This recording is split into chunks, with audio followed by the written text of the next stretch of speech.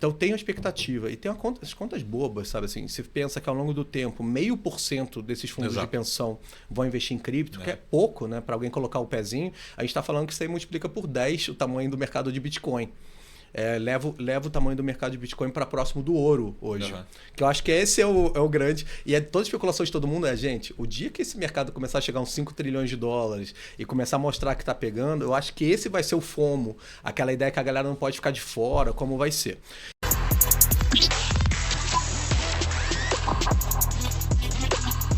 Fala, prezados, tudo bem? Estamos aqui com mais um Fundo do Baú.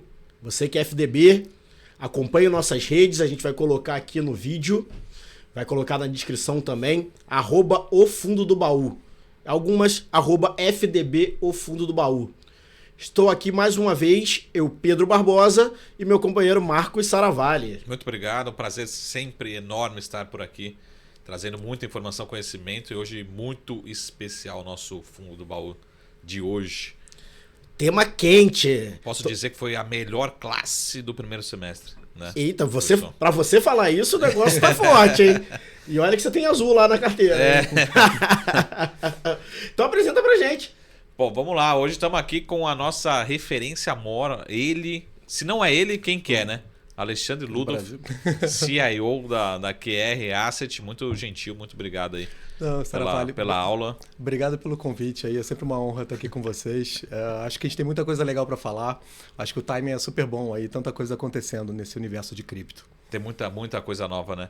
E é interessante assim que tem tantos eventos acontecendo, né? No Bitcoin, no mundo adicional, no Brasil acontecendo, na parte regulatória, né? O Banco Central começando também cada vez colocar mais na pauta, né? Essa presença. E acho que o investidor, quando a gente falava, por exemplo, quando começou o Bitcoin, né, em 2009, lá por ali, a gente não, assim, fala, pô, mas o que eu vou fazer nesse universo? Hoje em dia, a pergunta não é mais sim ou não, a pergunta é quanto, né? E quando, né? Quanto então, e quando, né? Isso que é bacana, assim, tipo, é muito difícil você discutir com o investidor no dia a dia e falar assim, pô, mas me apresenta. Não, eu quero saber quanto, né? Quanto você sugere? Que veículo, né? Essa acho que é a discussão daqui para frente, né? Então... Não, acho que a gente até pode pegar um assunto super da moda aí, que foram nas 2 últimas semanas, todas as empresas grandes, né? Aqueles titãs americanos, vamos falar de uma BlackRock, de uma Fidelity, sim. que eles estão indo forte aí para lançar um ETF de Bitcoin nos Estados Unidos. Eu acho que até pensando na audiência... Que deu a última pernada do Bitcoin, né? A última pernada. Isso, a gente foi, mas tá ruído, né? Não sei se vocês acompanharam na própria sexta.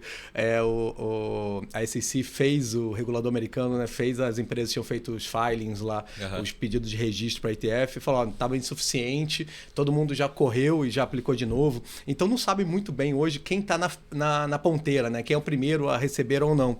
Mas todo mundo que eu falei no final de semana, o pessoal estava trabalhando 24/7 aí para ressubmeter, né, os applications lá fora. E aquilo, né? Por que um ETF de Bitcoin ele é relevante ou não? Aqui na QR, aqui no Brasil, a gente tem um grande orgulho, né? A gente foi o primeiro a lançar um ETF de Bitcoin Spot da América Latina.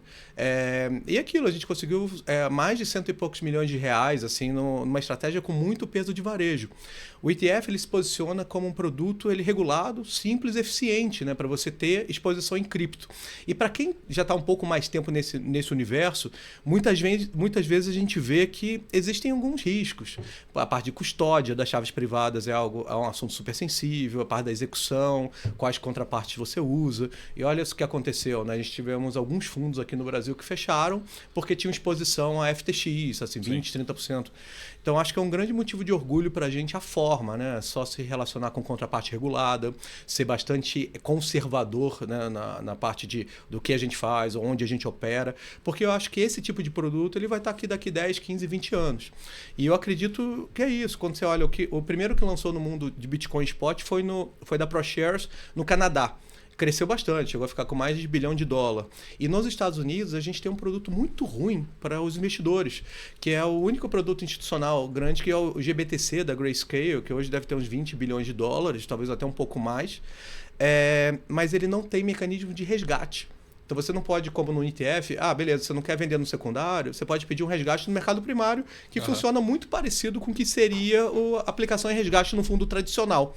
Essa conveniência, essa possibilidade, é uma grande defesa para o investidor. Porque, por exemplo, o GBTC já chegou a ficar com 50% de deságio. Tinha mais pressão vendedora no mercado secundário, menos liquidez, então ficava com um deságio grosseiro.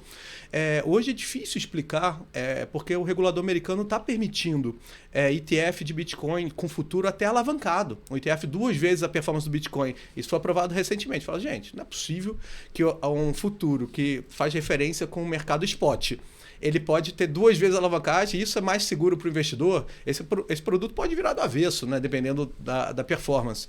Então, eu acho que está cada vez mais difícil que a SEC continue rejeitando, né, os pedidos de produtos de Bitcoin, spot. E a gente tem aí, para os próximos meses, a definição de um processo bem importante, que a Grayscale está processando a SEC, para forçar a SEC a converter o GBTC no ETF. Eu tenho a especulação, isso aí já vai um pouco até, é bastante especulativo, é que o fato da BlackRock, da Fidelity estarem fazendo applications, tem alguma coisa casada com o regulador americano, no sentido, como eu vou perder esse processo aqui para a Grayscale, e hoje os analistas jurídicos assim que estão vendo essa parte, eles estão estimando um 70% de chance da SEC perder. Só que aí a especulação nossa, como eles vão perder, eu acho que para eles não darem o braço a torcer, eles vão acabar aprovando primeiro desses outros grandes, porque eles acham que é mais seguro, etc. Eu acho, se isso de fato confirmar, eu acho muito errado. Porque quem criou o mercado, quem criou o produto, quem criou a demanda, quem vendeu, etc., eles vão dar os louros, né? Vão dar essa vitória talvez para outras gestoras. Mas pensando nisso, de ser justo ou não, eu acho que está abrindo a porteira. A ideia da adoção institucional está vindo, e quando a gente vê a Fidelity, né, que é a espécie de Bradesco dos Estados Unidos, e a BlackRock, o maior gestor do mundo, entrando nisso, para mim é a grande validação da tese que o Bitcoin veio para ficar, que não vai para lugar nenhum. E eu acho que a gente vê a Geórgia, né, alguns outros países recentemente, a gente vê uma MicroStrategy, né, que eu acho que é um grande ação, né, grande empresa que compra muito Bitcoin. Na prática, as ações da MicroStrategy hoje trabalham quase como um ETF de Bitcoin, que ainda tem uma operação numa empresa rentável. Michael Saylor ali. Então, pra gente que está respirando isso, eu estou muito contente assim, com a parte de adoção. E não só a adoção de Bitcoin, mas a percepção que existe um maior entendimento da tese de proteção inflacionária, diversificação, escassez, sobretudo nesse ambiente geopolítico, né? Até que vocês fizeram o último programa sobre a parte internacional. Eu estou realmente muito espantado com o que está acontecendo. Eu acho, olha Paris pegando fogo aí nos últimos dias. A gente está com uma dinâmica aí de Rússia, quase uma guerra civil, tentativa de golpe, Belarus com armas nucleares. Então eu penso muito que faz mais sentido ter um pouco de cripto do que não ter um pouco de cripto para diversificação de carteira. Cripto, querendo ou não, era muito mais descorrelacionado. Sobretudo porque não existe uma política monetária, não existe um presidente do Banco Central que pode emitir mais moeda ou mudar, é meio estanque. E acho que a ideia muita gente tem muito crítica a essa ideia de que existe uma política monetária estanque. É uma curva definida desde a gênese do Bitcoin ali, de 2008, 2009, e a gente já sabe quando vai vir o último Bitcoin, o 21 milhões de Bitcoin vai vir para o mercado. Eu mesmo, com o meu chapéu de economista, de mercado tradicional, falo, poxa, gente, é bom você poder estimular a economia ou frear a economia, só que tem o outro lado, né? Quantas vezes a gente passa uma crise política, uma crise econômica, crise financeira, e ainda mais vezes crises que não são nem locais, né? Crises que podem ser outras, na China, Taiwan, com as questões de semicondutores. Então, realmente, eu entendo que, sobretudo, o perfil de investidor mais de alta renda, family office, wealth management, o pessoal realmente está começando a entender a tese e está querendo ter um pouco mais de cripto. E o Brasil está bem, a gente tem um contingente grande de investidores, até mais do que investidores em bolsa, já em cripto. Só que a minha tese, o que eu acredito muito é isso, os produtos regulados, para a grande maioria dos investidores, são melhores, são superiores. Você não tem custos escondidos. Não sei se todos têm ideia aqui, mas às vezes você está com dinheiro numa corretora, você não pode sacar tudo. Você tem limite de saque, ou como você saca. E a regulação está colocando igualdade de condições, né? As corretoras estão tendo que dar mais disclosure. Antigamente, as corretoras eram mais desejáveis porque elas não reportavam para o fisco, eram lá fora. E essa assimetria de regulação está diminuindo. Eu acho que cada vez mais vai acontecer isso. E eu ainda acho que os ETFs eles são o grande canal de acesso para o investidor comum. Ok, os ETFs eles têm algumas inconveniências. Por exemplo, você não consegue colocar em staking o seu ETF, você não consegue usar como garantia para o empréstimo o seu ETF, mas eu acho que isso tudo é uma questão de tempo. O arcabouço regulatório brasileiro ele é muito bom, eu acho que é um motivo de orgulho aqui, eu sempre brinco. Roberto Campos é o presidente do Banco Central que minerava Bitcoin. Polêmico, hein? O governo ter escolhido o Banco Central como regulador de cripto, que não é valor mobiliário, né, que fica no arcabouço da CVM, todo mundo perguntou, mas foi bom, foi ruim? Eu falei, gente, é cobertor curto. Aqui no Brasil, você pega talvez uma das autarquias mais respeitadas. O Banco Central é uma autarquia respeitada, técnica, que goza até de independência, né? A gente vê toda essa pressão aí que tem sido feita em cima do Roberto Campos, e ele está segurando, está tentando ser algo mais técnico. Então, nesse momento, eu acredito que foi uma autarquia excelente. Por quê? Real Digital, toda a parte de sandbox, a gente vê muita coisa de cripto acontecendo e o Banco Central bastante próximo da comunidade de cripto. Então, para mim, foi o regulador correto nesse ambiente. Claro, no mundo ideal, seria melhor uma autarquia nova, um especialista, uma superintendência de cripto, algo do gênero. Mas pensando que criar uma autarquia nova, quem vai ser, vai ter interferência política, qual vai ser a agenda. A gente vê, né, uma Luísa Trajano batendo bastante no Roberto Campos, porque está preocupada com a situação de juros do negócio dela.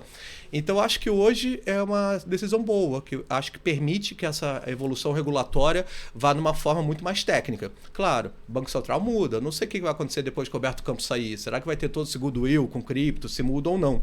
Mas a gente ainda tem um tempo para trabalhar aí, e eu acho que essa ideia de mudança de poder, mudança regulatória, impacta sempre. Felizmente, a gente tem essa questão dos mandatos do Banco Central que não são exatamente par e passo com o mandato presidencial. Sim. Então, eu acho que foi uma solução bastante boa. Você viu que o Ludolf aqui é uma máquina de conhecimento, né? O cara já chegou, já deu uma aula de Bitcoin, de regulação, de fundo, de ETF. Ô Ludolf, deixa eu só fazer uma primeira pergunta só antes de passar aqui, que eu aproveito para fazer consultoria também aqui, né? Toma aqui para isso. Quando vem BlackRock no sentido de... Eu vou fazer duas análises, você fala assim, pô, as duas estão erradas, uma está certa, enfim... Tem uma expectativa de demanda, o que pode ser, já, porque todos esses caras, os números são gigantes. Assim, trilhões, né? A gente está falando de então, trilhões. Se o cara alocar um ETF, sei lá, de qualquer coisa, são centenas de milhões. E segundo, se eu pensar, por exemplo, na bolsa, se eu sei que um cara... Como a gente tem a oferta estável, né? Se eu sei que um cara vai comprar 10%, por exemplo, do volume de uma ação, o mercado já antecipa. Então, são duas perguntas em uma. Tem uma expectativa de volume, né? Pô, nos próximos 12 meses, BlackRock pode comprar $500 milhões em Bitcoin, enfim, o que é a expectativa e o que é a expectativa em relação a essa expectativa, né? Eu acho que tem um paralelo muito legal histórico de como foi quando a BlackRock e outros grandes gestores lançaram os ETFs de ouro. Uhum. Como isso amadureceu o mercado lá atrás. Sim. Isso foi um fenômeno muito grande que aumentou o tamanho do mercado de ouro mais de 10 vezes. Uhum. Eu não diria que vai ser exatamente igual, mas eu acho que a grande análise aqui tem uns perfis de investidores globais que estão muito fora de cripto ainda, especialmente os fundos de pensão americanos. Uhum. Talvez a especulação esses fundos eles não confiavam tanto num GBTC, numa Grayscale, um produto de trust e outros. E a relação de uma BlackRock, uma Fidelity com os fundos de pensão é muito próxima mesmo. Então tem a expectativa e tem as contas bobas, sabe assim? Se pensa que ao longo do tempo 0,5% desses fundos de pensão vão investir em cripto, que é pouco, né, para alguém colocar o pezinho, a gente está falando que isso aí multiplica por 10 o tamanho do mercado de Bitcoin. Leva o tamanho do mercado de Bitcoin para próximo do ouro hoje. Uhum. Que eu acho que esse é o grande... E toda especulação de todo mundo gente, o dia que esse mercado começar a chegar a uns 5 trilhões de dólares e começar a mostrar que está pegando, eu acho que esse vai ser o FOMO, aquela ideia que a galera não pode ficar de fora, como vai ser. Mas sim, eu acho que as estimativas são essas. Não sei precisar no primeiro momento, mas o que eu acho é que um produto desse, se no Canadá tem produto de $1 bilhão, eu acho que é rápido pensar em 2, 3 bilhões, todos esses aí agregados. E eu acho que é grande, tá? Eu acho que isso aí é um movimento que impacta preço, leva o Bitcoin para new high. E eu estou bastante otimista com isso. E se a gente vê, o mercado está trabalhando dessa forma. Porque hoje o market cap de cripto como um todo está ali em 1,2 trilhão, veio rápido de 1 para 1,2, basicamente com Bitcoin, né? O que a gente chama da dominância. Sim. A dominância do Bitcoin aumentou muito. Por quê? O Bitcoin é o único protocolo hoje que está gozando numa solidez regulatória. Não tem dúvida se o Bitcoin vai ser se é valor mobiliário ou não. O Bitcoin não é. Ninguém nunca falou, etc.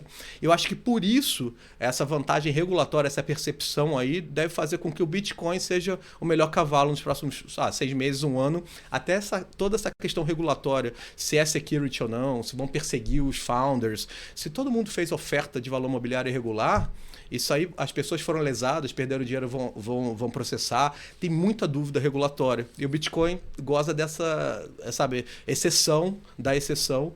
É por isso que eu acho que tem chance, sim, dessa adoção ser um pouco maior em Bitcoin.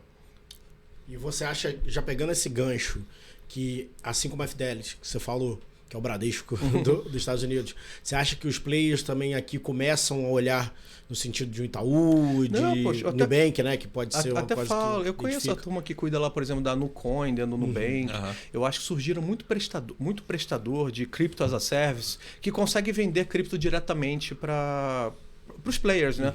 Então a gente vê uma Xstage da XP, a gente vê uma Mint da BTG. Eu acho que os produtos são bons.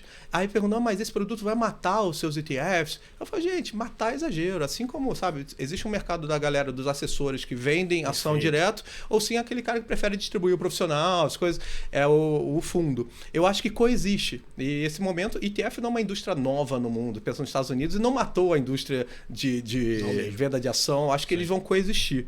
Então, eu tô muito... a minha expectativa é que quanto mais produto de acesso, melhor. Você dá. Eu acho que existem algumas diferenças de custos, porque o ETF é muito simples, né? Transparente, vai cobrar uma taxa, a gente cobra 0,7% ao ano, deve ser um dos mais baratos do mundo, para carregar o seu Bitcoin com toda a proteção regulatória, melhor custódia, melhor segurança, governança de chave privada, uma execução profissional tanto na parte de câmbio quanto... Então, no longo prazo, quando a gente pensa, eu faço sempre essa provocação. Gente, compra aí o Bitcoin na corretora e compra no mesmo dia o ETF. Deixa passar 1 ano e vê onde é que você tem mais dinheiro quando você resgatar.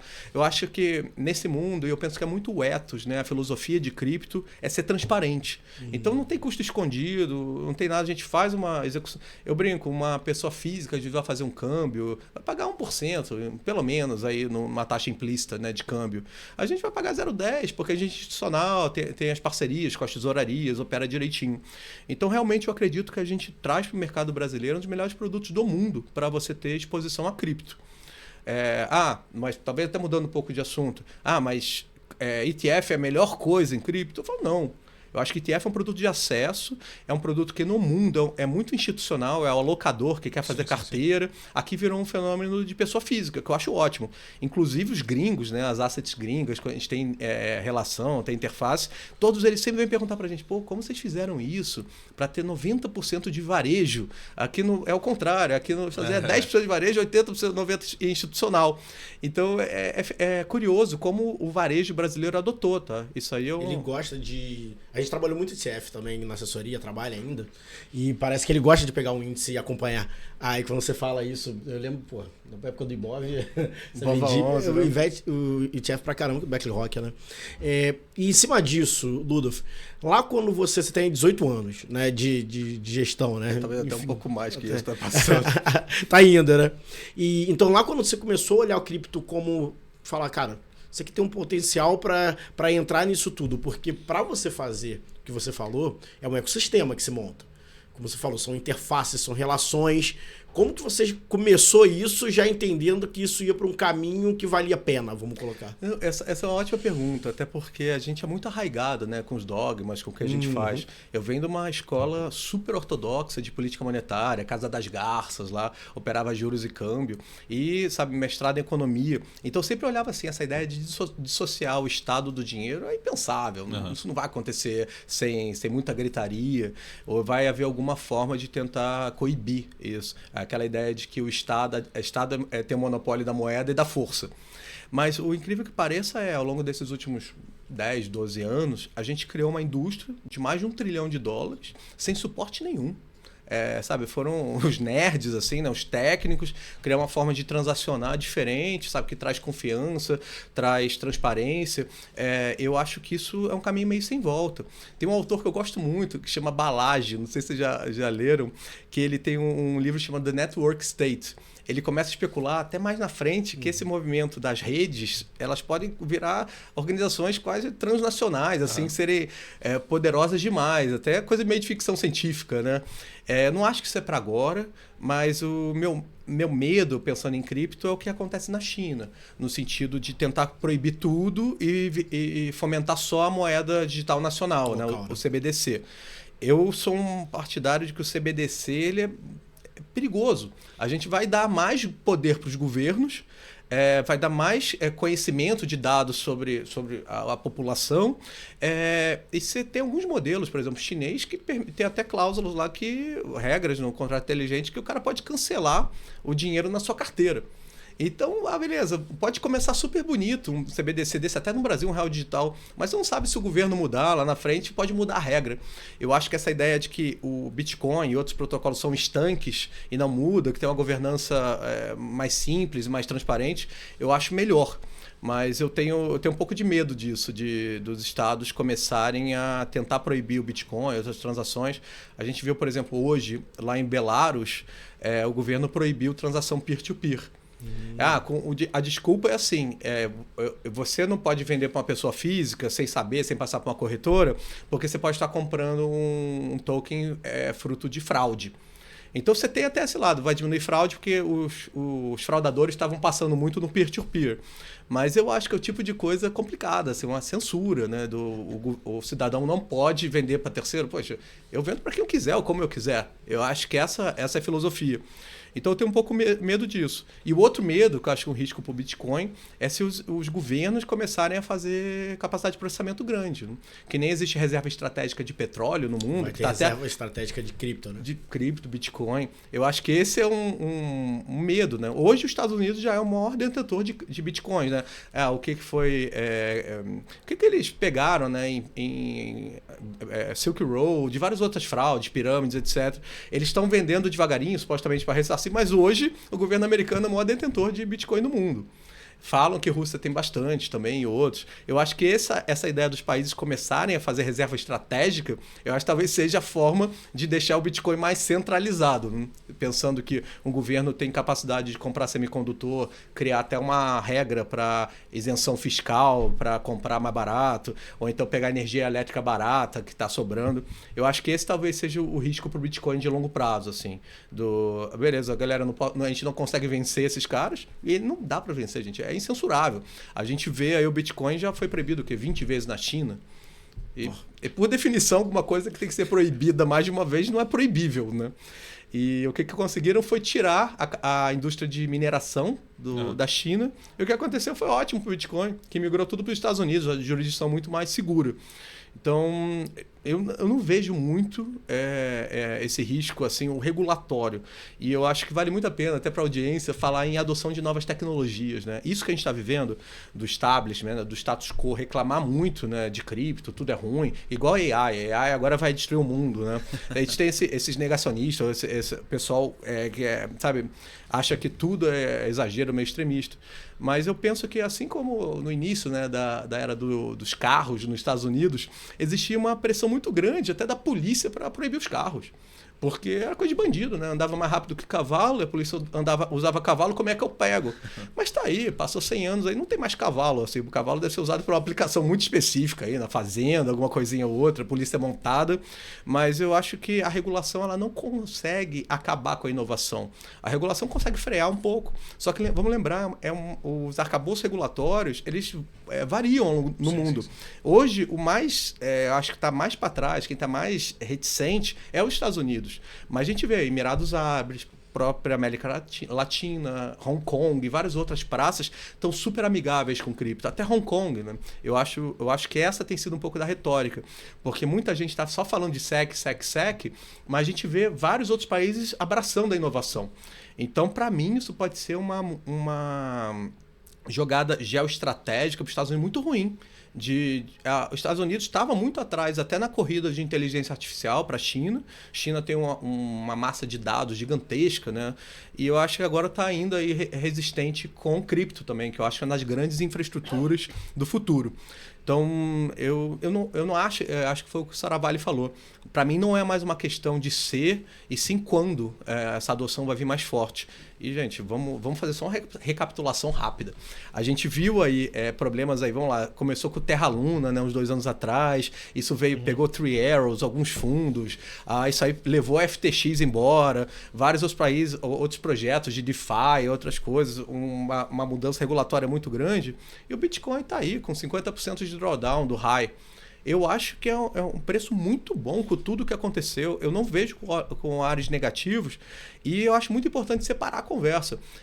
Preço nem sempre anda junto com a adoção, para e passo. O que a gente está vendo a adoção está vindo muito rápido. Tokenização, educação em cripto, gente, para mim isso é um grande lead indicator. Eu acho que até fóruns como esse aqui, a gente está conversando, tá muita gente interessada em programar em cripto, entender de Web3, fazer aplicativos, porque é uma infraestrutura mais eficiente. Eu acho que as fintechs que não rodarem em cripto daqui 2, 4, 5 anos, elas vão estar defasadas na parte tecnológica. É aquela ideia de você não muda a dança. Então eu penso que fintech 2.0 é a fintech que roda em cripto.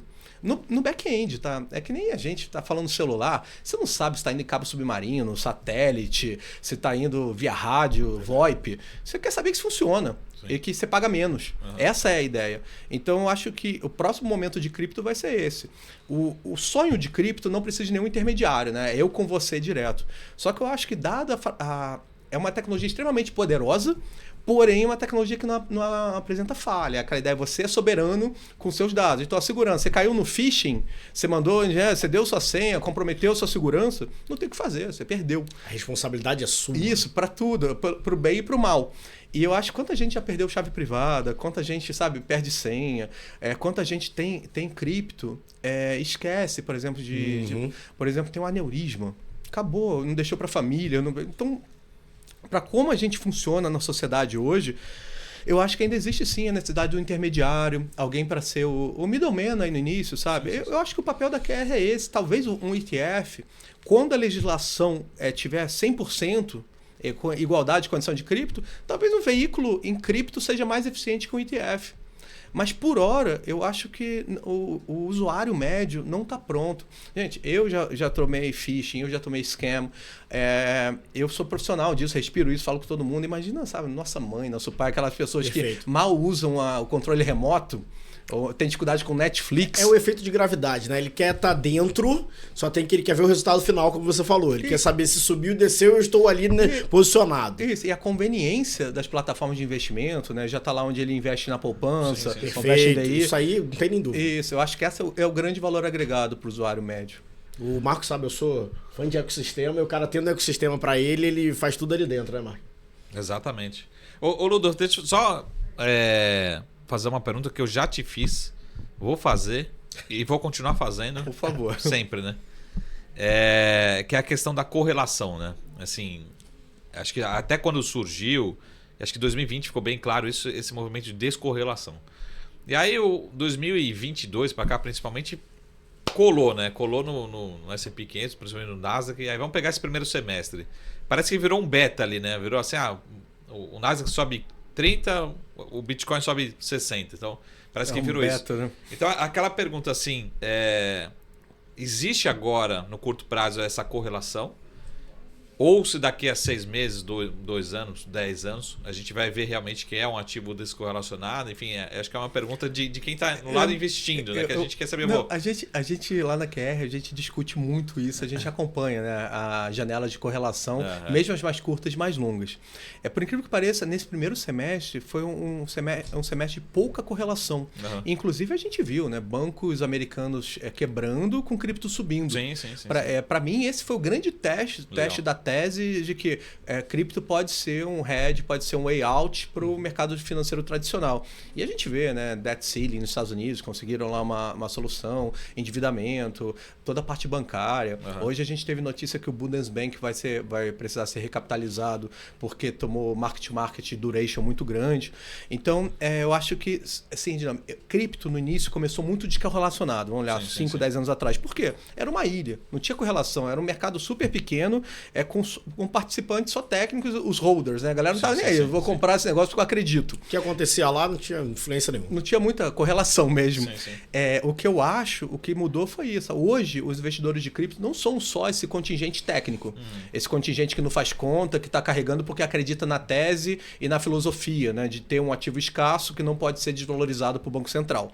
Eu acho que de lá para cá a gente viu com juros muito baixos, né? Vamos pensar aí pós 2008, quando a gente começou a fazer muita queda de juros, a gente viu um período longo muito atípico, né? De juros muito baixos no mundo.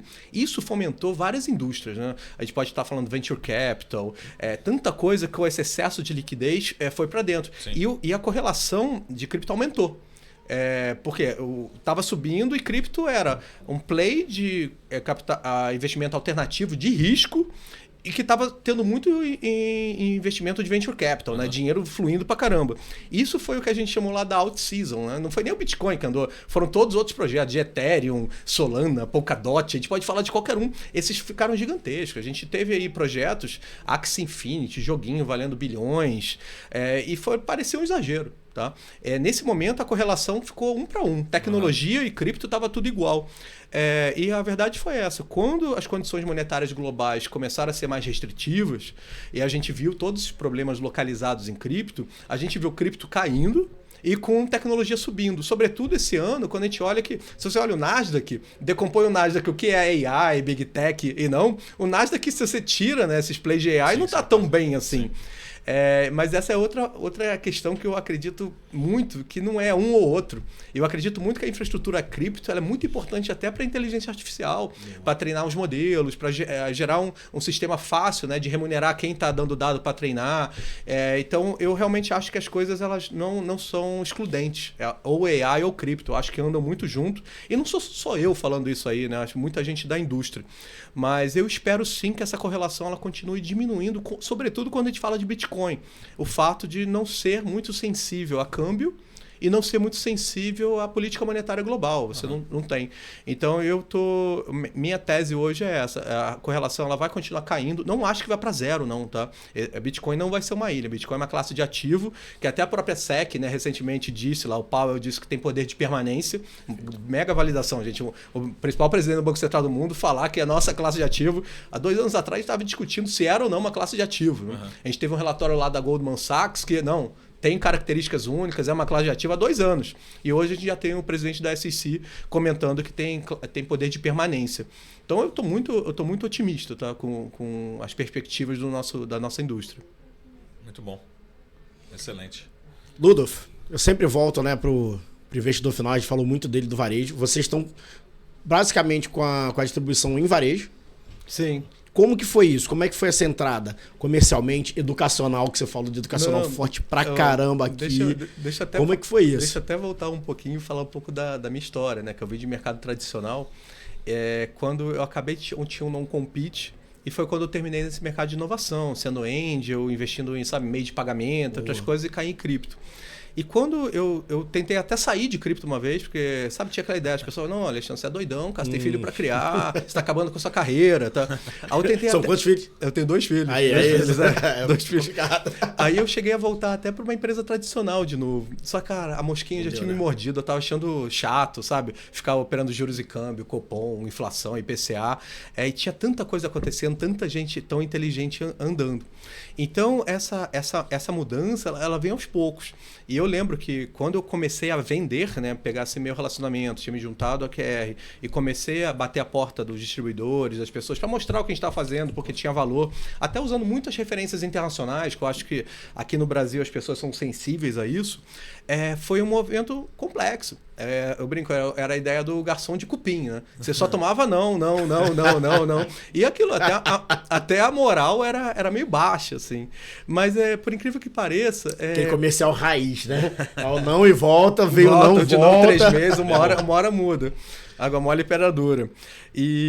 Mas foi curioso, porque acho que a forma que a gente conseguiu colocar os produtos de pé, trazendo bons administradores, bons auditores, o best in class, né, os melhores para montar o veículo regulado, isso é muito bem visto. A gente acho que grandes vitórias foram validações, por exemplo, da própria CVM, validando os nossos produtos, sabe, e-mails de conforto do Maeda e tanta coisa assim. Isso, quando a gente começou a bater em institucional, as plataformas, eu falei, gente, qual a diferença de distribuir isso ou outras coisas?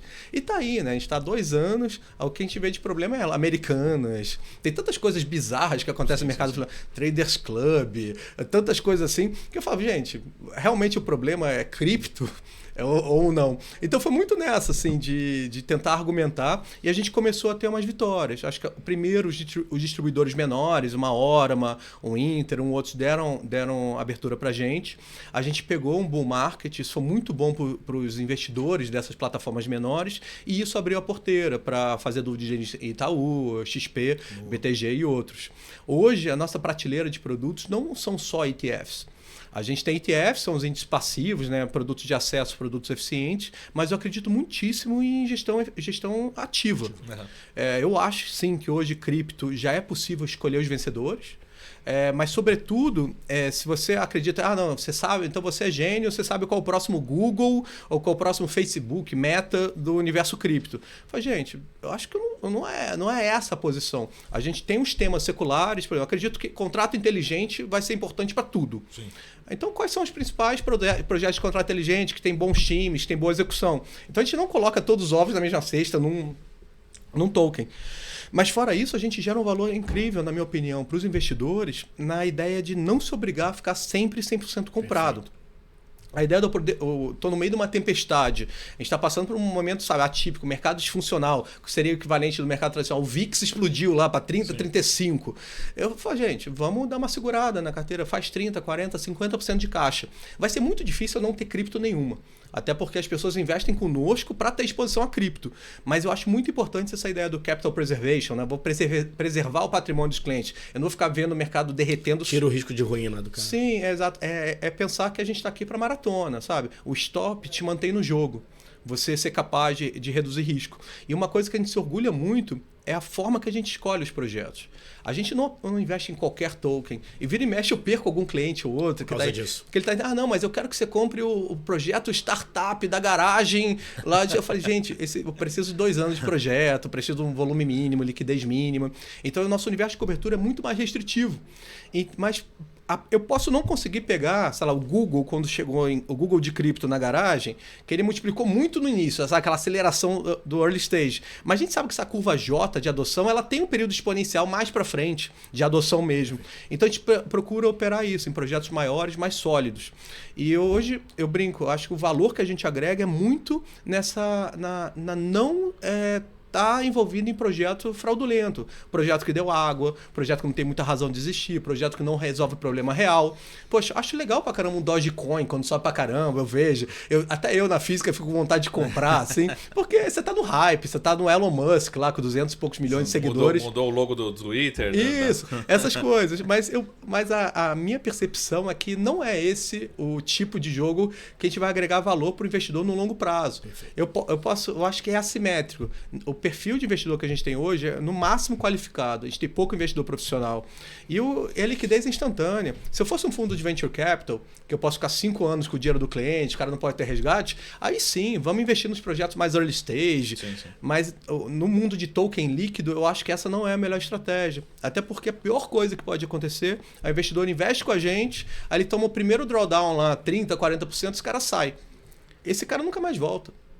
Esse cara tá machucado, acho que é fraude, tem tem muita coisa. E falando em fraude, a gente sabe do Brasil, né? Como tem os esquemas de pirâmide, aquelas promessas de retorno instantâneo.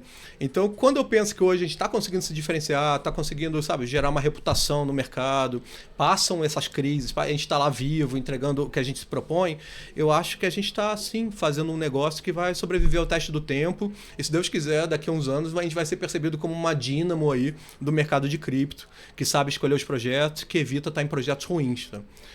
Eu acredito muito nisso, que gestão ativa é superior em várias formas à gestão passiva e que, sobretudo no mercado assimétrico, né, um mercado ainda pouco arbitrado, com poucos participantes profissionais, eu acho que o contingente de investidor em cripto é muito mais varejo, aquele varejo alavancado da Binance, que 100 vezes é meio cassino. E eu acho que isso gera muita oportunidade para quem tem um horizonte de investimento um pouco mais longo, que faz as coisas com disciplina. Essa para mim, é uma das nossas maiores teses de geração de valor para o investidor. Uhum. Ô Ludo, a gente acho que está olhando assim, aqui, até esse momento, muito concentrado no lado do investimento, né? Mas eu sou um grande entusiasta do lado da tokenização, no sentido de dar acesso, de dar segurança, fracionar, de dar menos custo, enfim. Eu queria que você explorasse um pouco disso, porque tanto vocês, mas acho que até como o Cero, como o Carimba, a gente já começa a ver uns bancões começando a colocar o pezinho na tokenização, né?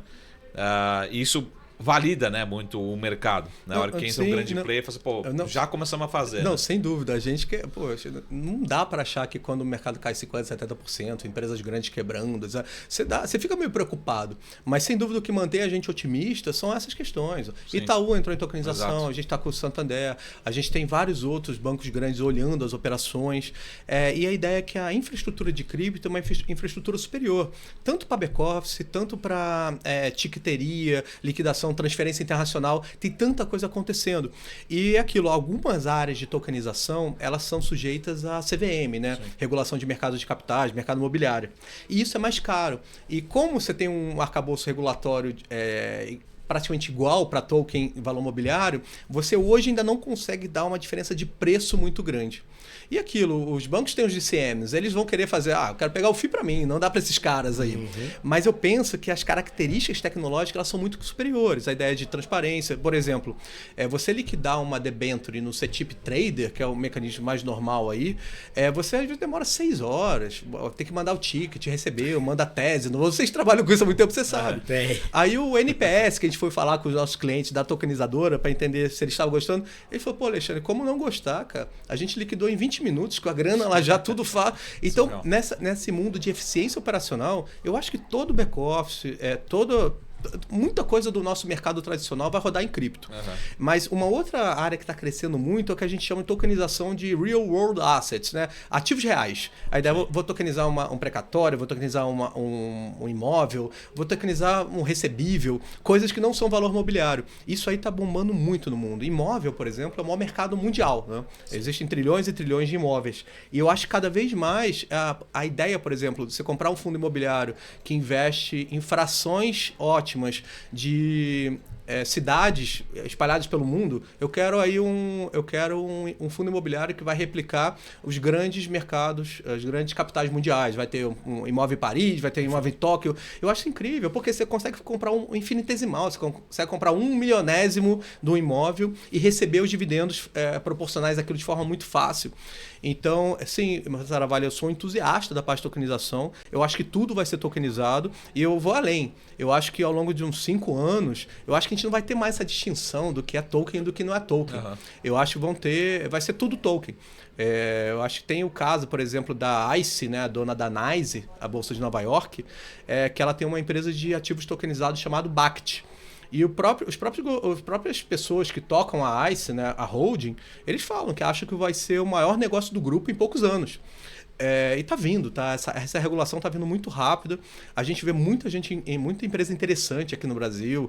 Você tem uma Credix, você tem uma Anfi, que estão atuando muito nesse mercado de tokenização de ativos que não são valores mobiliários. E eu acho que isso aí vai ser um grande mercado nos próximos anos. Inclusive, lá na QR Asset, a gente lançou um produto, né? Que a gente tem um fundo lá que faz crédito pessoal com garantia em cripto. Então a gente consegue, hoje cripto pra gente não é só especulativo no Bitcoin. O seu Bitcoin serve, por exemplo, para pegar um financiamento mais barato. Hoje a gente, por ser uma garantia executável, transparente, não pode ser fraudável. Liquidez rápida. É instantânea. A gente não tem, vou esperar 6 meses para despejar alguém, para vender um imóvel. Não existe isso. Então a gente consegue praticar taxas de juros melhores do que outras empresas, fintechs aí que dão crédito pessoal sem garantia. Daqui a pouco a garantia pro aluguel é o Bitcoin. Ótimo. Sim, seria ótimo. A garantia, quem tem. Ô Ludolf, uma última pergunta do meu lado aqui. A gente está falando assim no mercado de valores imobiliários e o mercado, vamos dizer, ex-valores imobiliários. Mas você vê em algum momento eles se conversando no sentido assim, pô, vamos fazer um IPO. Pô, o IPO hoje você precisa ter uma empresa de 5 bilhões de reais, 1 bilhão de faturamento. Ou você vai no IB lá, o cara... Não, essa oferta se for menos de 1 bilhão, eu nem olho, não converso.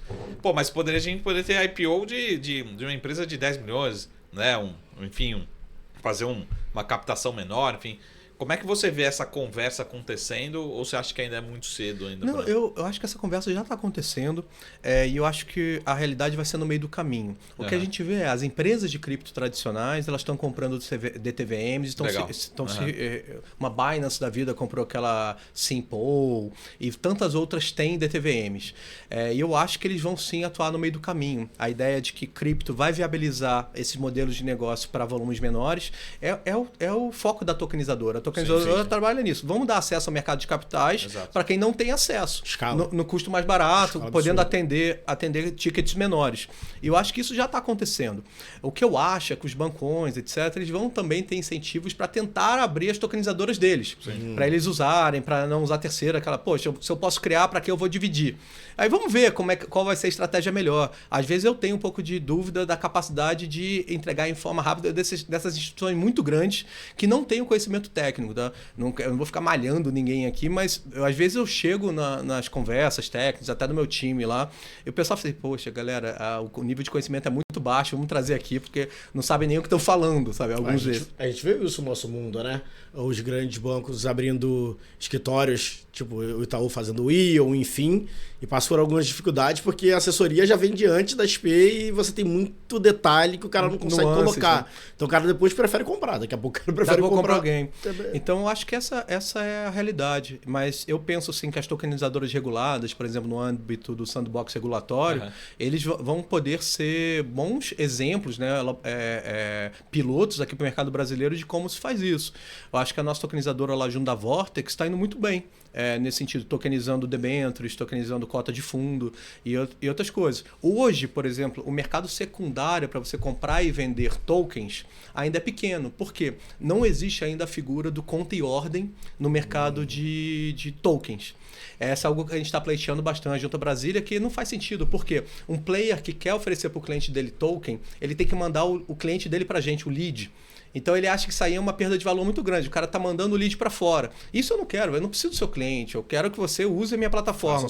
Então eu acho que uma coisa que vai destravar esse mercado, eu acho que é uma espécie de conta e ordem. Essa ideia de eu conseguir surfar no Know Your Client das grandes instituições e ele não ser obrigado a passar o cliente para mim e de fazer um revenue share desse envio. Eu acho que esse é o próximo passo. Espera talvez até para esse ano aí, as discussões estão avançadas. Muito bom. Isso não ajuda nem só a tokenização, ajuda mais outros mercados também que tem muito isso, né? Você não quer passar o lead, mas você quer só que o cara faça com você o trade ali. Isso, nessa linha. É muito bom isso. E, Ludolf, falando do... Você falou, até brincou, né? Nossa mãe, nosso pai ali que não consegue entrar. Mas a partir do momento que o mercado começa a trabalhar forte, essas pessoas vêm, essas pessoas fazem. O que você vê de futuro, vamos dizer, na alocação de carteira tradicional? Você pega ali, você tem uma caixinha renda fixa, tem a caixinha renda variável. O que você vê de futuro ali, a cripto entrando? O que você vê? Você vê mais ou menos algum detalhe de 10%? Você acha que pode chegar nisso? Como é que vocês imaginam isso? Acho que essa é uma excelente pergunta, a gente discute muito, né? A gente faz até alguns estudos estatísticos, eu posso até compartilhar, ou então podem pedir. Gosto. Não, a gente mostra que pequenas adições de cripto, elas melhoram muito o perfil de risco e retorno das carteiras. Sim, legal. Até 5% a gente indica para qualquer perfil de investidor. Pode ser a pessoa que está 100% no CDI, sabe? Aquela ideia, vamos diversificar, vamos ter uma coisa que seja menos correlacionada, que você não vai se importar com Lula, que vai acontecer com político, Banco Central, e tantas coisas assim que podem impactar. Aquilo, mas para recomendar mais que 5%, 10%, eu já olho muito a carteira da pessoa. Você já investe em fundo imobiliário, já investe em internacional, já tem produto ilíquido, já tem venture capital. Então eu olho um pouco essa ideia do suitability do investidor. Mas assim como poucas pessoas investiam offshore há pouco tempo atrás, né, quase tudo em real, e olha o crescimento do Maevenues e outros assim, oferecendo produtos internacionais, eu acho que esse é o meio caminho. Eu acho que cripto vai disputar uma fração da parcela de investimentos alternativos. E a gente sabe que alguns são muito mais, vão ter 50% de investimento alternativo, outros menos. Mas eu penso, assim, uns 10%, 20% da carteira de alternativos, que seria meio que sweet spot. Assim, o cara tem 10%, vamos botar 2, 3 em cripto. O cara já está com 20, 30, talvez dê para fazer um pouco mais, de 6, 7. Mas eu penso que essa talvez seja o maior desafio, né? Educação e cripto. Cripto reside num lugar muito difícil, né? Que é essa intersecção do mercado financeiro com o mercado tecnológico.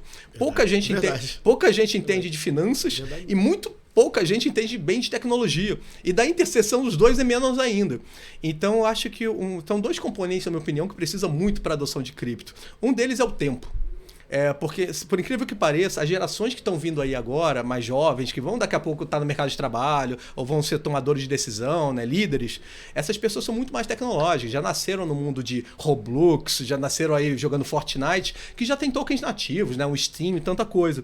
Essa geração já gosta de ativo digital, já compra skin de jogo, já sabe, tanta coisa digital que muitas vezes não vem prefiro o negócio real. Às vezes o negócio digital tem características únicas. Uma bolsa, sei lá, no mercado digital para muita gente, é algo que não deprecia, né? Uhum. Você pode usar, não vai ficar velha. No dia que vender, você vai ter. Então essa ideia de que cripto, de certa forma, você fica meio na dúvida, né? Se é investimento ou consumo. Porque o consumo, supostamente, você gasta alguma coisa, deprecia. Então, eu acho que essa é uma tendência geracional muito grande dessas gerações mais novas terem uma percepção muito melhor com ativos digitais, já vivem nisso, né? As redes sociais, o TikTok, tantas outras coisas. Então, o caminho para a adoção de cripto é mais rápido. E o outro fenômeno que eu acho muito importante é isso, que a gente tem até uma empresa lá dentro que a gente fez um spin-off, chama Block Trends, da QR, que é um canal de mídia e educação. A gente educa, a gente faz post, a gente circula, né, todos os assuntos da moda, e a gente está fazendo muito curso próprio, né? A gente fez curso junto da B3, a gente fez curso de outras empresas também, criptomaníacos, e agora a gente está fazendo os cursos junto de instituições de ensino. Isso para mim foi uma grande mudança, sabe? Instituição de ensino tradicional querendo dar curso de programador blockchain. Desculpa. Então a gente vê essa ideia que a educação está vindo muito grande. E quando eu penso que uma XP, tantas outras empresas aqui do Brasil, elas começaram com a educação, olha como amadureceu o mercado de investimento brasileiro. Então, quando eu vejo que isso pode acontecer em cripto, a ideia da educação ser o grande divisor de águas, né, eu acho isso aí a principal tese, é onde a gente mais investe. Mas ainda assim, no mercado financeiro brasileiro, a gente tem o quê? R$1 trilhão em poupança ainda? Com mesmo o Selic, onde é que está? Então, gente, mesmo assim, ainda tem muito para fazer no mercado tradicional, quanto mais em cripto. Mas é devagarinho, tá vindo. Eu tô super otimista, tá? Eu tô ministrando, por exemplo, uma cadeira na FGV, no mestrado e doutorado de economia. E é incrível, assim. Eu não tive essa aula, hein? Acho que eu vou voltar lá. Volta, pega eletivo. Pega eletivo. Faltou a aula do Google. Mas pega eletivo, eu acho incrível, porque... Talvez na minha também dê, hein? Vamos, eu falo lá. Dá um jeito. Executivo e finanças dá pra gente puxar um pouquinho. Mas o que eu achei incrível é isso, né? Uma cadeira eletiva no mestrado e doutorado de economia tem 5, 6 alunos. Essa cadeira estava com 35 alunos, assim. Eu até estava com os outros professores, outros matérias, meio preocupados. Pô, o que estão fazendo? Estou vendendo o curso do cara. Eu não sabia o que estava acontecendo. Mas é simplesmente porque cripto é mais sexy, né? Cripto muda o mundo. Cripto tem todo esse idealismo por trás, né? De fazer algo diferente, centralizado, que não pode ser fraudado. Eu acho que as características de cripto são muito alinhadas com a sociedade que a gente deseja. Então, quando eu vejo alunos, né, que estão fazendo doutorado e querem fazer pesquisa, tese em cripto, eu falo, gente, estão no lugar certo. Porque essa galera aí que vai pro mercado de trabalho depois, tomar decisão, já ama cripto. Sim. E quando eu vejo uma parcela relevante dos alunos querendo fazer, que eu fosse orientador deles em projeto de cripto, eu falo, uau, tá no lugar certo. Isso não é só no mundo. Você olha Stanford, você olha Ivy League. Então essa parte de educação, para mim, é um grande indicador antecedente que me dá muita convicção que a gente está na indústria certa e que é só uma questão de tempo para essa adoção vir mais forte. Talvez tudo que tenha passa um valor de quebra do tradicional, traz um pouco essa curiosidade e essa questão de evolução. Você falou da educação no mercado tradicional com cripto, eu ainda vejo talvez uma velocidade maior da educação em cripto por causa disso. Você tem a adesão de quem está ali no hype da educação, né, que são jovens, enfim, querendo estudar. É a questão da geração que a gente está falando. Essa geração mais jovem é mais crypto-friendly. Aí evolui um pouco mais. Porque no tradicional você tem que trazer também essa educação ainda, só tem que você pega um cara lá que já tem, como você falou, tomada de decisão, o cara que já está sentado no dinheiro, vamos colocar, que demora mais um pouquinho para ter essa evolução de educação. Eu acho que essas pessoas vão sentar nas fundações, nos institucionais grandes. E muita gente trata o institucional como se fosse uma entidade independente. Não, o institucional... Ele representa os correntistas lá. É isso. Então, acho que é também uma questão de tempo aí, de pessoas mais jovens, mais crypto-friendly, ou mais que gostam mais de tecnologia, começarem a estar nessas posições de decisão. Hoje, ainda muito grey hair. É o cara mais... os caras 40, 50 anos. Mas, por outro lado, a gente tem que ver que os executivos de cripto tiveram uma parcela grande dessa culpa aí, né? De manter essas pessoas mais do mercado tradicional na frente. Porque a galera de cripto, isso é até uma frustração minha, ela veio aí falando que ia fazer diferente, fazer um novo, etc. Mas, no fundo, quebraram a empresa como o banco de 50 anos atrás, coisa de duration, tiveram aí, sabe... cálculo de caixa básico. Cálculo errado de uso de capital, alavancagem. Então, é vergonhoso. É vergonhoso. E quando eu vejo essas peças do xadrez mexendo para tentar dar mais coisa para uma Fidelity, uma BlackRock, é aquela ideia. Agora os adultos chegaram, né? Perfeito. Eu acho um pouco errado. Mas, gente, para o investidor, uma BlackRock, uma Grayscale dá no mesmo. E talvez até um nome para o investidor, uma BlackRock, seja mais sólido, passe mais confiança do que uma asset tradicional de cripto. Então, eu realmente acho que está vindo. E tá vindo rápido, tá? Às vezes a gente de dentro não olha tanto, mas olha a quantidade de coisa que eu elenquei aqui para vocês, sabe? Isso aí em 6 meses. Deixa eu só elencar a última da última. Essa pergunta que eu já te fiz, vou fazer de novo, só que eu acho que vou fazer de novo hoje, mas acho que não vai dar tempo de fazer novamente. Que é o assunto, só pra gente fechar, que é a questão do halving do BTC, do Bitcoin. Só para explicar aqui em poucas palavras o que é. E eu falo de novo porque tá chegando, né? Tá chegando, meados do ano que vem. O halving, para quem não sabe, todo Bitcoin ele veio de uma única atividade. Todo Bitcoin veio para o mercado através de mineração. Essa ideia que o Bitcoin já nasceu descentralizado, ele não teve o que a gente chama de pre-mine, né? Todos os tokens pré-minerados, ou então airdrop, sim. E várias coisas que isso são as questões que estão gerando dúvida se é um valor mobiliário ou não. O Bitcoin não tem isso. Mas o Bitcoin, para gerar demanda, ele, na gênese dele, na configuração do Bitcoin lá no início, isso aí é uma cláusula pétrea que não pode ser mudado, ele tem uma diminuição da oferta de Bitcoins que vem no mercado a cada aproximadamente 4 anos. Então a gente está no terceiro ciclo de halving e vai para o quarto. E essa ideia é que a remuneração do minerador, quem está lá autenticando a transação do Bitcoin, e gente, autenticar a transação do Bitcoin é caro. Você tem que colocar computador, energia elétrica, uma estrutura de galpão, né? É muita máquina, é um CAPEX intensivo. Então essas pessoas, em geral, elas vão ter uma redução da remuneração pela metade a partir do meados do ano que vem. E por que isso é relevante? Gente, para esse cara continuar tendo incentivo para minerar e de ser na margem mais ou menos parecida, em geral o preço corrige para cima. Sim. Isso aconteceu algumas vezes já desde o início do Bitcoin e costuma ser um drive muito grande. Dá para falar com convicção, vai ser 100% de certeza? 100% nada na vida, até porque o mercado às vezes antecipa ou posterga, a gente está num ambiente regulatório um pouco complexo. Mas sem dúvida, quando eu vejo as empresas que produzem as máquinas de mineração, as plantas, as empresas listadas que mineram, o pessoal está prosperando muito bem. E eu acho que esse pessoal tem um poder de preço importante, sabe? Se eles começarem a desligar a máquina, desligar a segurança do Bitcoin, isso é muito ruim para a rede. Então, eu realmente acredito... Petróleo. É parecido. É OPEP, é quase OPEP. É a ótica de OPEP. Na minha cabeça, é a ótica de OPEP. Então, realmente, eu acho que pode ser um driver de preço importante, de aumentar a demanda por Bitcoins. Por quê? A demanda pós-halving, o que vem para o mercado, lembra? Todo Bitcoin que vem para o mercado novo vem de mineração e vai vir metade. Lembrando, o Bitcoin começou com 50 Bitcoins por bloco. A cada 10 minutos eram 50 para o mercado. Hoje está 6,25 e vai cair para 3 e pouco. Então a quantidade de Bitcoin entrando no mercado cada vez mais diminui e aquela ideia de escassez, né? Oferta e demanda. A oferta de Bitcoin divide por 2 e tudo indica que a demanda está crescente. Então você pensa que o equilíbrio de preço é para cima. Essa é um pouco da intuição do halving. Ficou claro? Bela pedrada no final no final da apresentação aqui para mostrar que de repente a gente está num início de porque a gente fala muito de bull market, né? De ações, de equity, né? Mas acho que tudo que a gente falou aqui, a gente tem muito entusiasmo, né?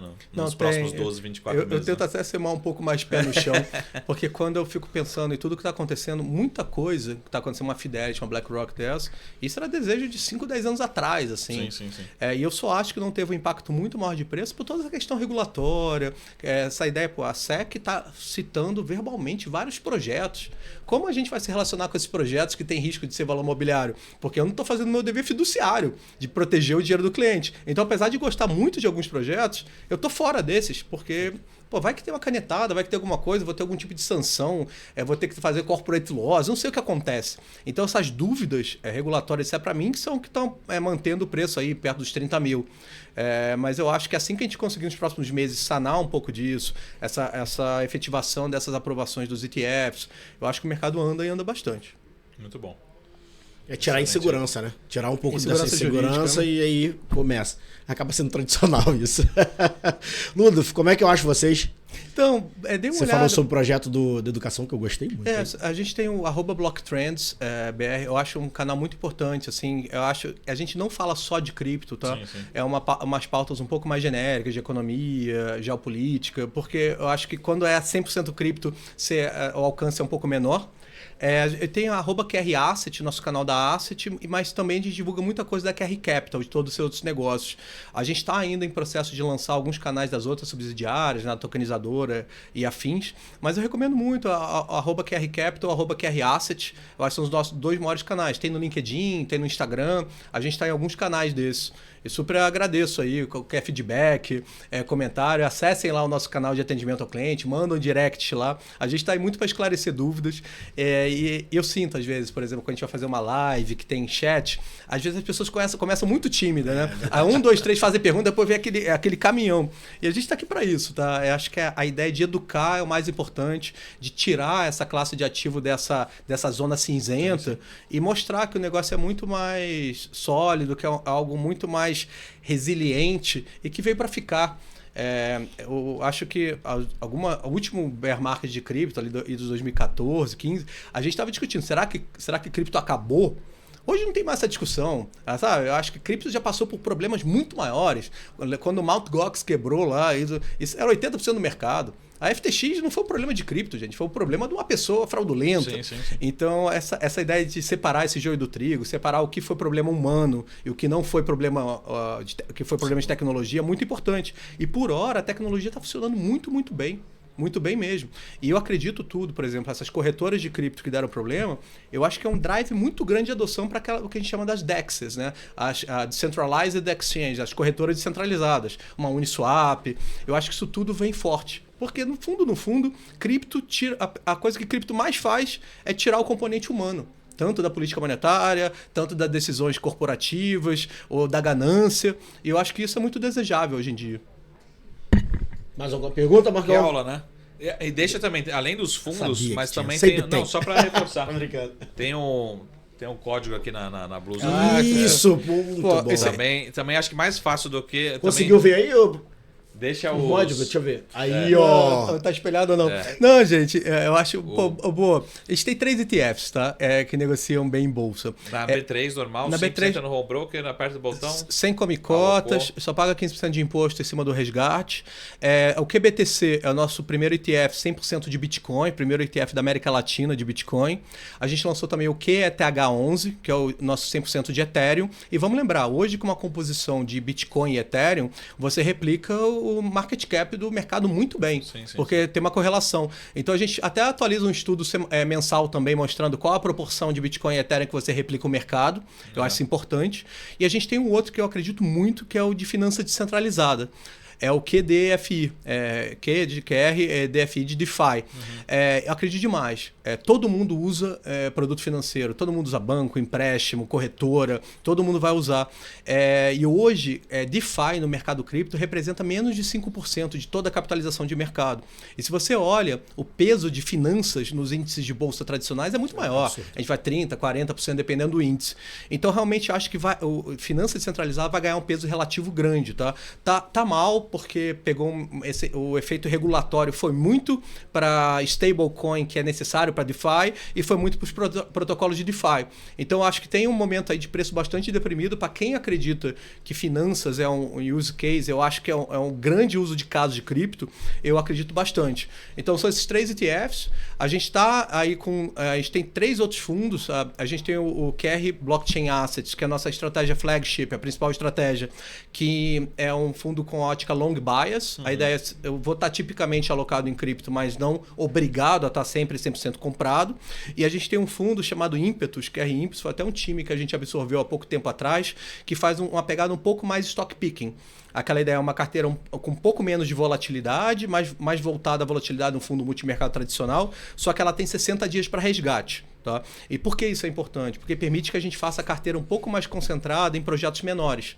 Então, essa ideia é que vai ter um pouco mais de beta nessas altcoins no que está acontecendo. E a gente está evoluindo bastante aqui no arcabouço regulatório para permitir também fazer staking, para a gente coletar outros tipos de retorno desse mercado que hoje no arcabouço regulatório a gente não consegue fazer tão bem.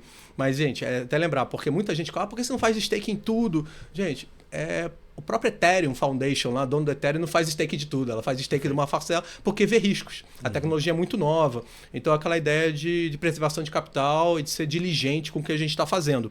Mas eu realmente acredito muito nos fundos de gestão ativo. A gente tem o FDIC da Rispar, que é um produto aí que você vai tem garantia para dar crédito pessoal. Eu acho isso incrível. Muita gente gosta. Esse aí talvez seja um dos fundos que eu tenho fila de espera para entrar. A gente está originando mais crédito para encher a caixinha para fazer uma nova oferta pública. Mas, gente, temos tudo aí para conversar. Se vocês quiserem de produto novo, a gente está procurando um fundo de DeFi, não direcional, acho que eu comentei aqui mais cedo. E eu acho que o céu é o limite, tá? Eu estou de olho no mercado de renda fixa digital. A gente está tendo uns movimentos de tokenização de título público. A gente tem aí as ofertas de debênture e outras coisas. E eu acho que o próximo produto também deve ser um produto na área de renda fixa digital. Talvez seja o QFDB, né? o QR Asset Fundo do Baú. Gostei, ó. Gostei. Mas não ficou bom, né? QFDB. Né, Você é inteligente, Marcelo. Você é inteligente. Gostei. Já em parceria, um novo fundo aí no Gosto mercado. Muito da ideia. Por que não, né? Gosto muito da ideia. Talvez um ETF de renda fixa, listado em bolsa, né? Vamos ver. Né? Gosto de ver. O ETF de renda fixa lá daquela Investo bombou, né? O mercado brasileiro tem demanda. Tá aí. Próximo episódio a gente volta aqui e faz o lançamento oficial. Gostei, vou trabalhar nisso. Vamos, né? Galera, muito obrigado. Ludolf, obrigado demais aí pela aula. E a gente com certeza a parte educacional vai falar. Tem aí o QFDB, que o nome já tá certo, né? Já vamos registrar. E super coloca à disposição os executivos lá das unidades, se quiserem falar. Certeza. O pessoal tem bastante conteúdo aí. Com certeza, isso é muito importante. Para vocês, até o próximo FDB Fundo do Baú. Um abraço. Valeu, obrigado. Tchau. Tchau.